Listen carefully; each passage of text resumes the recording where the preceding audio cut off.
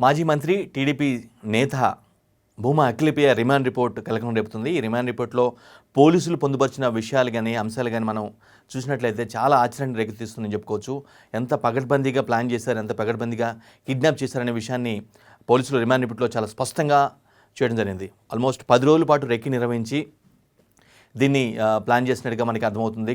Kidnap చేశారని clear కట్గా remand రిపోర్ట్లో వెల్లడించడం జరిగింది. అంతేకాదు తమిళంలో రిలీజ్ అయినటువంటి గ్యాంగ్ అనే సినిమా సూర్య యాక్ట్ చేశారో ఆ సినిమాని కిడ్నాపర్లు ఎవరైతే ఉన్నారో వారికి చూపించి ఈ విధంగా చేయాలి, ఈ విధంగా చేసుకోవాలి, ఈ విధంగా పక్కా ప్లాన్గా మనం వెళ్ళి చేయాలని చాలా స్పష్టంగా క్లియర్ కట్గా సినిమాను కూడా చూపించి కిడ్నాపర్లకి ఈ సినిమా ఇది ప్రవీణ్ రామ్ని కిడ్నాప్ చేసినట్టుగా, ఆయన కుటుంబ సభ్యులను కిడ్నాప్ చేసినట్టుగా పోలీసులు రిమాండ్ రిపోర్ట్లో పొందుపరచడం జరిగింది. చాలా ఆసక్తిని రేపుతుందని చెప్పుకోవచ్చు. ఎవరైతే శ్రీనివాస్ చౌదరి అనే వ్యక్తి, గుంటూరు చెందినటువంటి శ్రీనివాస్ చౌదరి అనే వ్యక్తితో భూమా కుటుంబానికి చాలా సన్నిహితం ఉంది. సో ఆ కిడ్నాప్కు ప్రధానంగా ఆయన్ని చూస్ చేసుకున్నారు. ఆయనతో పాటుగా చంటి, ప్రకాష్, సాయి అని మరికొంతమంది వారితో పాటు ఇంకొంతమందిని యాడ్ చేసుకుని గ్యాంగ్లో కలుపుకొని ఈ కిడ్నాప్ ప్లాన్ చేయడం జరిగింది.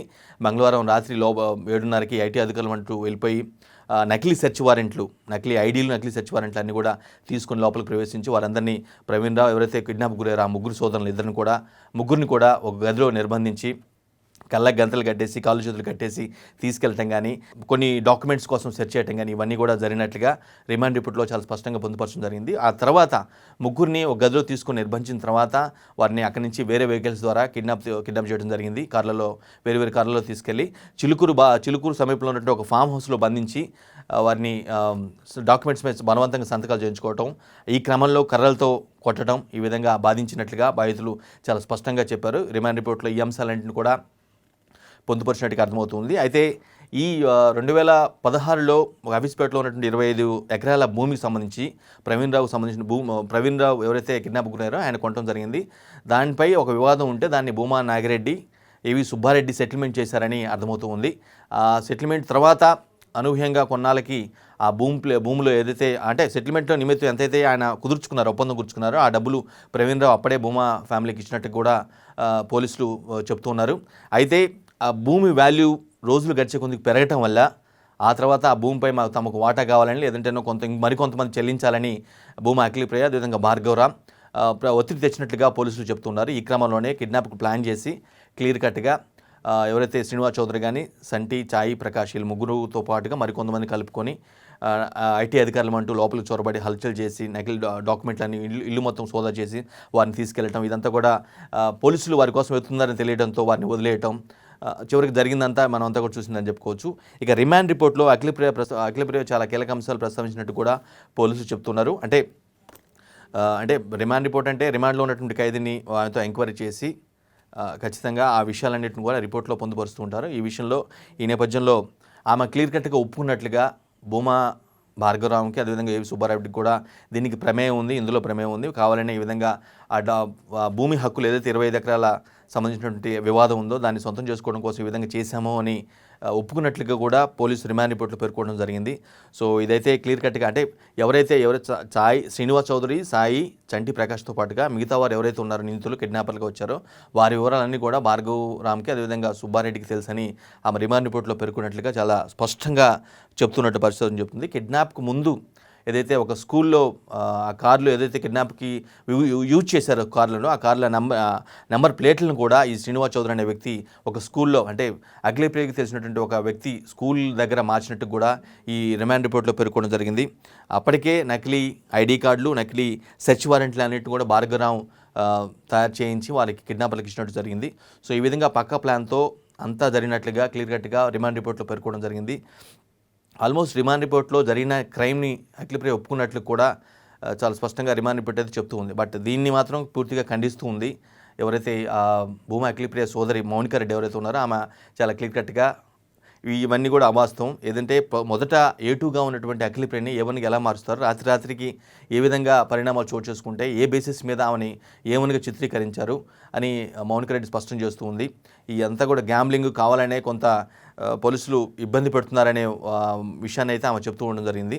బట్ దీనిపై పోలీసులు ఎటువంటి కామెంట్స్ అయితే చేయలేదు. కానీ బట్ అయితే మౌనికా రెడ్డి ఒపీనియన్స్ కానీ అవి ఏమైతే ఆమె అనుమానాలు ఉన్నాయో అవి మాత్రం బయటికి వచ్చాయని చెప్పుకోవచ్చు. సో సుబ్బారెడ్డితో ప్రవీణ్ ఈ రకరకాలుగా వాదనలు వస్తున్నప్పుడు కూడా కేవలం ఎప్పుడైతే సెటిల్మెంట్ చేశారో భూమా నాగిరెడ్డి సెటిల్మెంట్ చేసిన తర్వాత సెటిల్మెంట్ మొత్తం ఏదైతే ఉందో అంటే ఒప్పందం కూర్చుకున్నట్లుగా భూమా నాగిరెడ్డికి ఇవ్వటం, ఆ తర్వాత భూమి వాల్యూస్ పెరగటం, ఇది దాన్ని అనూహ్యంగా పెరిగిపోవటం వల్ల ఇప్పుడు తమకు వాటా కావాలని వల్ల ఈ అఖిలప్రియ అదేవిధంగా భార్గవరావు ఫోర్స్ చేశారని అయితే పోలీసులు చాలా క్లియర్ కట్గా రిమాండ్ రిపోర్ట్లో చెప్తున్న పరిస్థితి కనిపిస్తూ ఉంది. బట్ ఇప్పటికీ A3గా ఉన్నటువంటి ఈ కేసులో భార్గవరావు అయితే దొరకలేదు, ఆయన బెంగళూరులో ఉన్నట్టుగా తెలిసింది. సో ఆయన కోసం కూడా పోలీసులు ఆల్మోస్ట్ 4-5 బృందాలకు విడిపోయి వెతుకుతూ ఉన్నారు.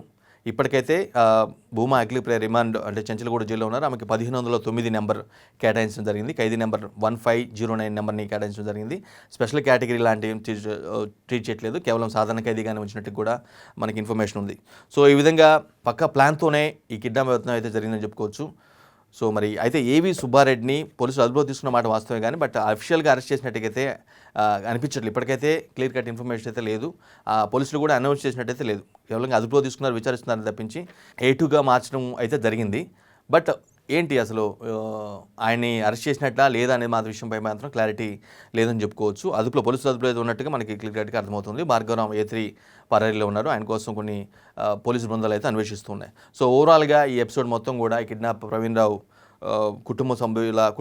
సోదరులు ఎవరైతే కిడ్నాప్ గురయ్యారో ఆ ఎపిసోడ్ నుంచి ఇప్పటివరకు అయితే చాలా ఆసక్తికర పరిణామాలు స్టెప్ బై స్టెప్ చోటు చేసుకుని చెప్పుకోవచ్చు. మరి ఈ పరిణామాలు ఏ విధంగా వెళ్తాయి ఏంటి అనేది కూడా తెలియాల్సి ఉంది. బట్ బెయిల్ పిటిషన్ అయితే ఈ రోజుకి వాయిదా వేయడం జరిగింది సికింద్రాబాద్ కోర్టులో. హైకోర్టులో కూడా వాదన జరిగాయి. But at the same Secunderabad కోర్టులో కూడా బెయిల్ పిటిషన్పై వాదన జరగడం జరిగింది. బట్ ఆమె గర్భవతి అనే నేపథ్యంలో సో బెయిల్ ఇస్తారా లేదా, న్యాయస్థానం ఏ విధంగా పరిగణిస్తుంది, జడ్జిలు ఏ విధంగా స్పందిస్తారా అనేది కూడా ఆసక్తిని రేపుతుంది.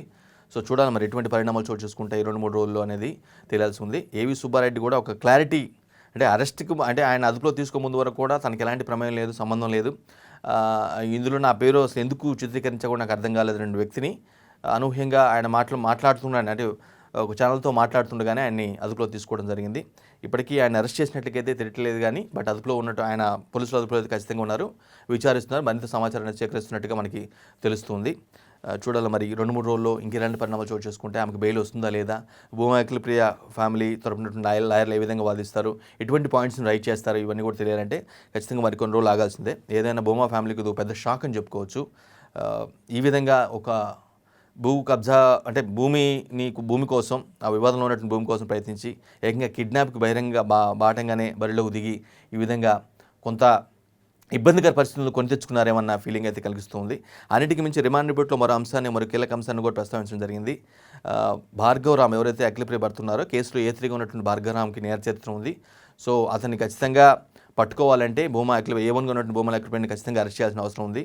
ఎందుకంటే ఈ కేసుకు సంబంధించినటువంటి దర్యాప్తు కానీ సాక్షులు కానీ బాధితులను కానీ బెదిరించే అవకాశం ఉంటుంది నేపథ్యంలో ఖచ్చితంగా అఖిలప్రియని అరెస్ట్ చేయాల్సి వచ్చిందని. అట్ ది సేమ్ A3గా ఉన్నటువంటి భార్గవరామ్ను కూడా ఎట్టి పరిస్థితుల్లో ఉపేక్షించలేదని, అతను కూడా సాధ్యం త్వరగా పట్టుకుంటామని, లేదంటే ఆ బాధితులపై ప్రభావం చూపే అవకాశం ఉందని కూడా రిమాండ్ రిపోర్ట్లో చాలా స్పష్టంగా చెప్పడం జరిగింది. సో ఈ విధంగా ఈ ఎపిసోడ్ మొత్తం కూడా ట్విస్టుల మీద ట్విస్టులు, డేకి ఫస్ట్ 100 కోట్లు అనుకున్నటువంటి భూమి కాస్త 2000 కోట్ల దాకా వెళ్ళటం, 50 ఎకరాలు కాస్త భూమి కాస్త 25 ఎకరాలు రావటం, ఈ విధంగా రకరకాలుగా ట్విస్టుల మీద ఈ కేసు రన్ అవుతూ ఉంది. మున్ముందు మరిన్ని ఎటువంటి పరిణామాలకు దారితీస్తుందో మనం చూడాల్సి ఉంది.